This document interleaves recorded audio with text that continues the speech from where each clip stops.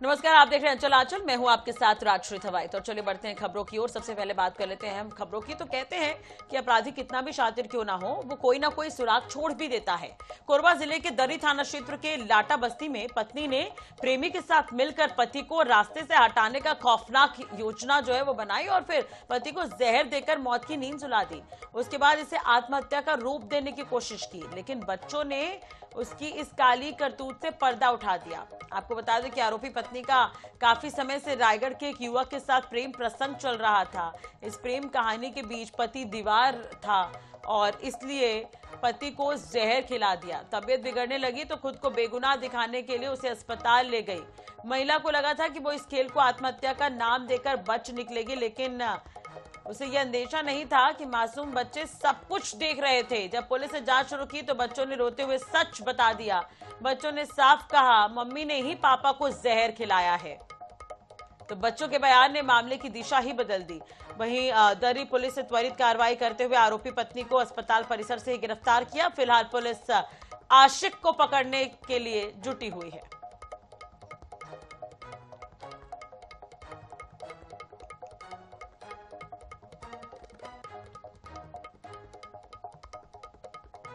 तो दवाई लेके आ जा कीड़ा मारने के लिए। हाँ, फिर तो मैं लेके आया, उसके बाद मेरी मम्मी को दे दिया तो बोली कि तू जा। कब मंगाई थी दवाई? 5-6 के बीच में। 5-6 के बीच में, कल शाम को? नहीं, कल शाम को नहीं, 27 तारीख को। 27 तारीख को शाम को। फिर उस दवाई को क्या की हो, किस में दी, क्या की? ये नहीं, मेरे को नहीं पता है, मेरी बहन बस देखी थी। मेरे को तुम बस लोग इतना पता है, मेरे को मंगाई थी, मैं लेके आके दिया हूँ। तो मैं कुछ जिला से बड़ी खबर है। रायपुर बिलासपुर नेशनल हाईवे मार्ग पर सड़क दुर्घटना में 3 की दर्दनाक मौत, 2 घायल। हाईवा वाहन की चपेट में आए 2 बाइक सवार। दुर्घटना स्थल पर पहुंची नेवरा पुलिस। भूमिया 22 मिल के पास ये हादसा हुआ है। तो ये बड़ी और अहम खबर हम आपको बता रहे हैं। दुर्घटना में 3 लोगों की मौत हो गई। हाईवा वाहन की चपेट में आए 2 बाइक सवार। तो ये बड़ी खबर, घटना स्थल पर पहुंची नेवरा पुलिस। ये बड़ी खबर हम आपको बता रहे हैं। हादसे से जुड़ी बेहद अहम खबर, बेहद दर्दनाक हादसा हुआ है। और तिल्दा से एक बड़ी खबर, रायपुर बिलासपुर नेशनल हाईवे मार्ग पर सड़क दुर्घटना, 3 की दर्दनाक मौत हुई है, 2 घायल बताए जा रहे हैं।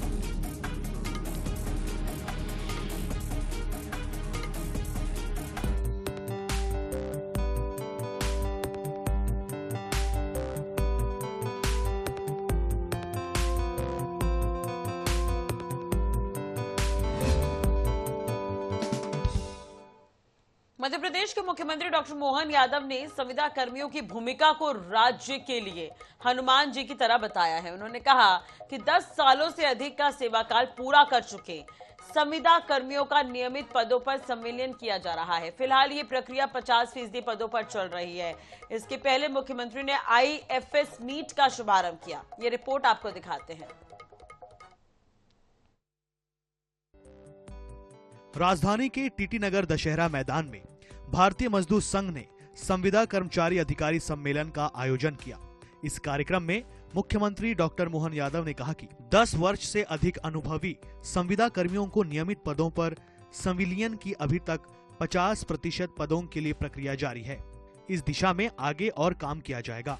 उन्होंने स्पष्ट किया कि संविदा कर्मचारियों के सम्मान और सुरक्षा की जिम्मेदारी सरकार की है।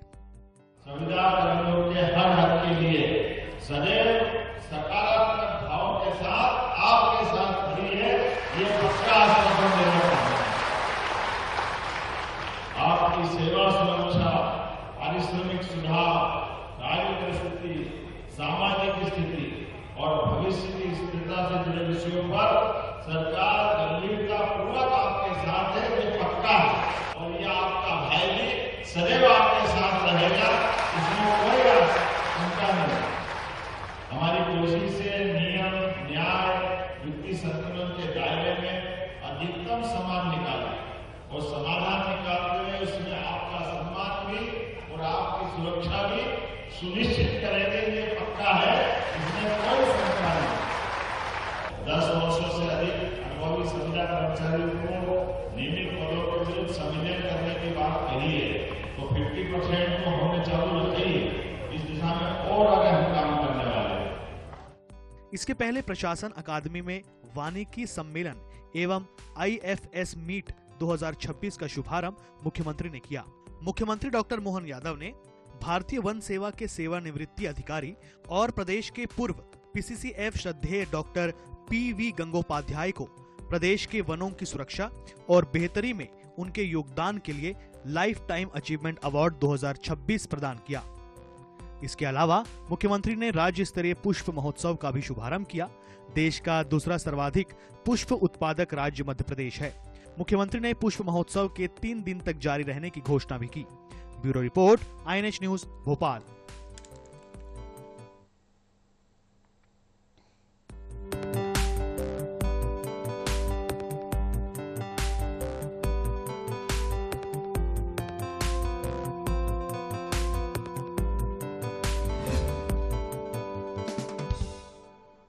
छत्तीसगढ़ में नक्सलवाद के खिलाफ अभियान को बड़ी सफलता मिली है। सुकमा जिला मुख्यालय में शुक्रवार को 8 लाख रुपए के नामी 4 नक्सलियों ने हथियार समेत पुलिस के सामने आत्मसमर्पण किया। इनमें ACM रैंक के नक्सली और 2 महिला नक्सली शामिल हैं। तो आत्मसमर्पित नक्सली गोलापल्ली, कोंटा और किस्टाराम क्षेत्र में सक्रिय थे, जिनके पास से SLR, इंसास 303 और 315 राइफल, गोला बारूद बरामद हुआ है। ये कार्रवाई सुकमा पुलिस और आंध्र प्रदेश की अल्लूरी सीताराम राजू पुलिस के संयुक्त प्रयास से पूना मार्गेम पुनर्वास से पुनर्जीवन अभियान के तहत हुई। पुलिस ने अन्य नक्सलियों से भी आत्मसमर्पण की अपील की है।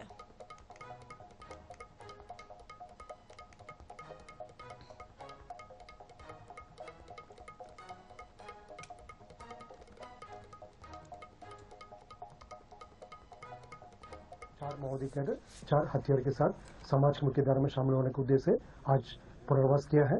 वर्ष 2024 एवं 25 में काफी सकारात्मक और निर्णायक रहा।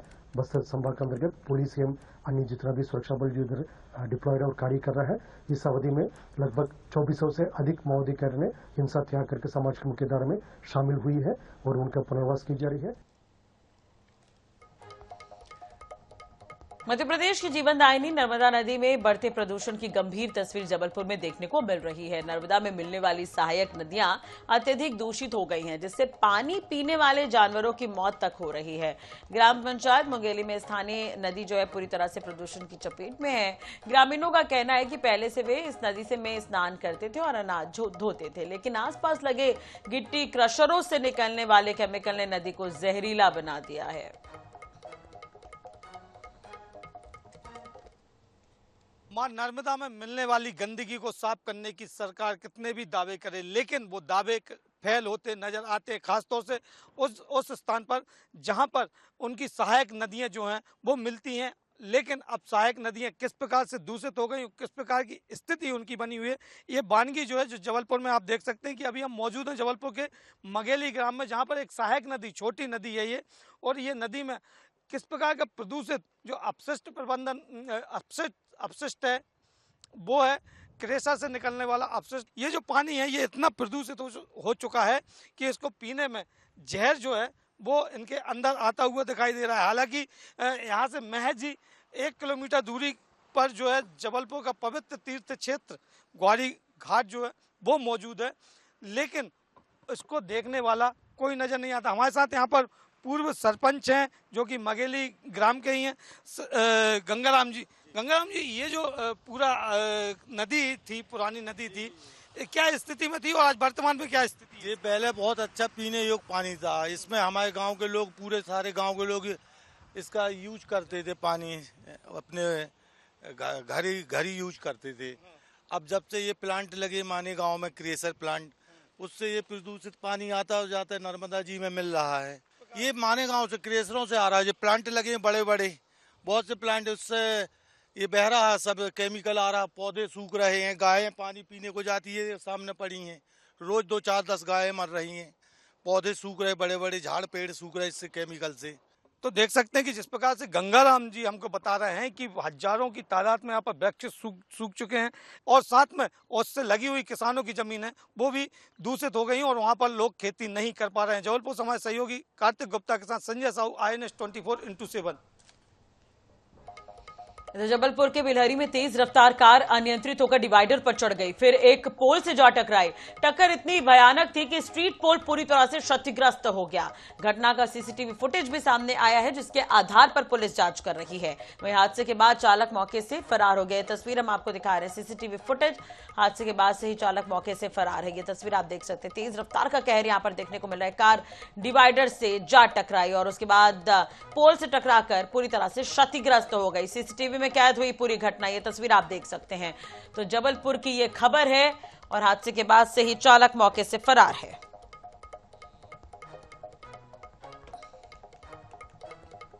नर्मदापुरम जिले के सुहागपुर स्थित इंडा देह वन क्षेत्र में अवैध कटाई का गंभीर मामला देखने को मिला है।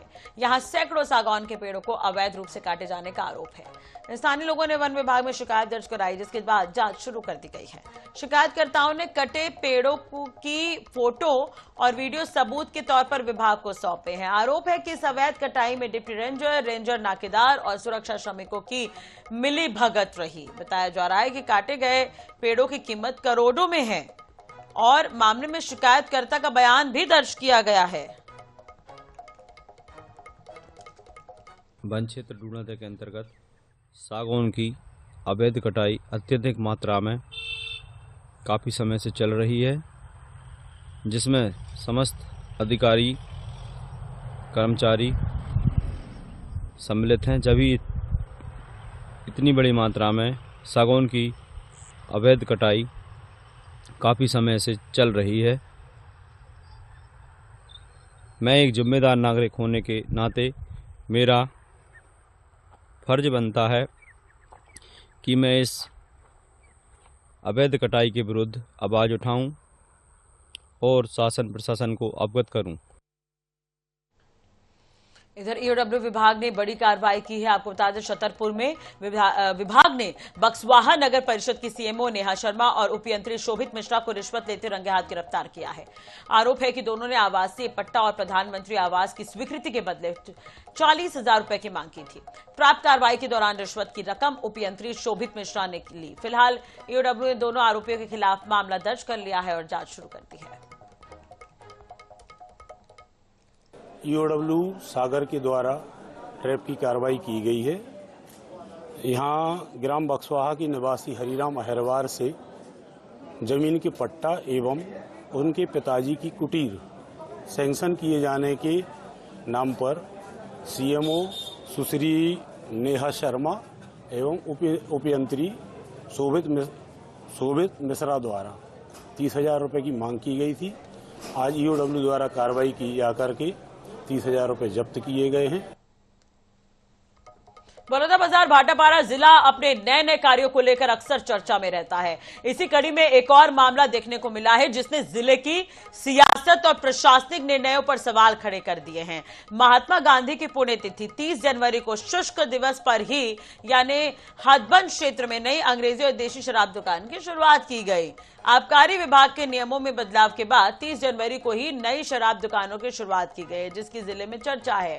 मामले पर भाटापारा कांग्रेस विधायक इंद्र साव ने कड़ी प्रतिक्रिया दी है। उन्होंने कहा कि गांधी जी की पुण्यतिथि जैसे पवित्र और संवेदनशील दिन पर नई शराब दुकान खोलना शर्मनाक है। प्रशासन को स्थिति का ध्यान रखते हुए निर्णय लेना चाहिए था।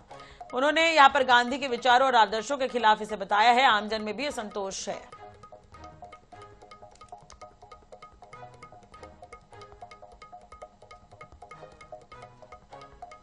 मध्य प्रदेश के बुरहानपुर जिले में बेमौसम बारिश ने अन्नदाताओं का बड़ा नुकसान किया है। आंधी तूफान और ओलावृष्टि ने किसानों की कमर तोड़ दी है। 27 जनवरी को हुई तेज बारिश और ओले ने गेहूं, चना, मक्का और तरबूज की फसलों को बड़े स्तर पर नुकसान पहुंचाया है। जनप्रतिनिधियों ने प्रभावित क्षेत्रों का सर्वे कराकर प्रशासन से तत्काल मुआवजे की मांग की है। आपको बता दें कि जिले के अनेक गांवों में हुई अति बारिश, ओलावृष्टि और खड़ी फसलों को तबाह इसने कर दिया।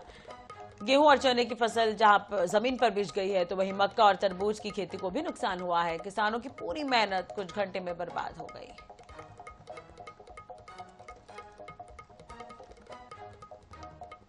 हमारे बुरहानपुर जिले में अलग अलग गांव में अति वर्षा से, ओलावृष्टि से, आंधी तूफान से बड़े स्तर पर गेहूं की फसल को, चने की फसल को, मक्के की फसल को और तरबूज की फसल को नुकसान हुआ है। हम आज यहाँ पर पूरे क्षेत्र में नुकसान का जायजा लेने के लिए पहुंचे हैं।